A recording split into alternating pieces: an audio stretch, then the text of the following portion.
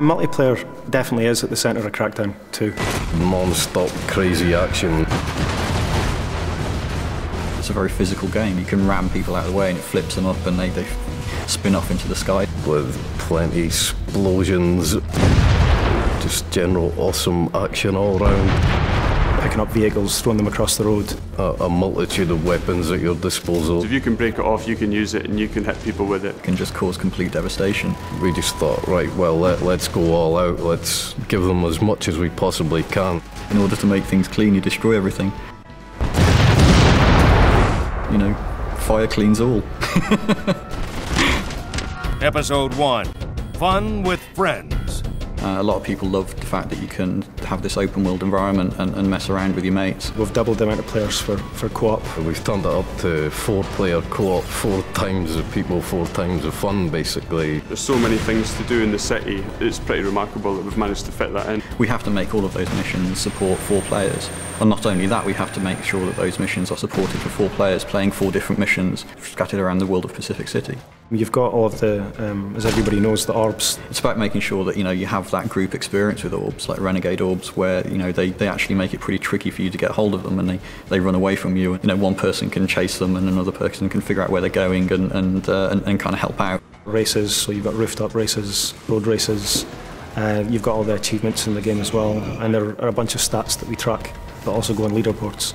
I'm getting excited, citizen. Must remain composed.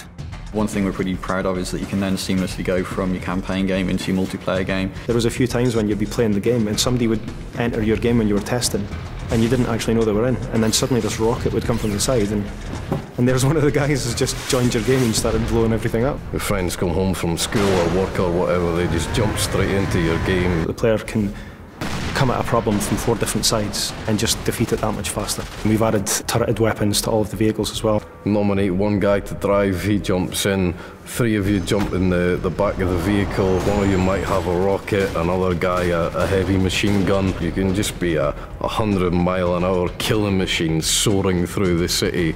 It's awesome. It's really down to the player to try and figure out tactics and strategies to use co-op gameplay. You can decide to ignore any direction you've been given and just mess around, do what you like. And we've added in the 16-player PvP. We support up to 16 people in the online game, and that's varying on different game types. At the moment we've got 3 different game modes: deathmatch, team deathmatch and rocket tag. Rocket tag's a little bit different.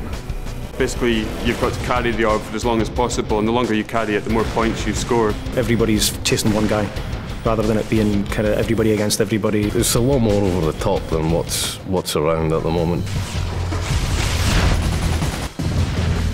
We want people to play it as long as possible and really create, you know, a community for Crackdown. What I describe as one way of playing the game, someone else is going to say, oh, I'm not sure about that, but will have a completely different and brilliant experience than somewhere else in the game. So I mean, there's so many different aspects, and we've tried to cram a lot in Crackdown 2, and just hope that you guys enjoy it. Brace yourself, man, it's going to be a wild ride.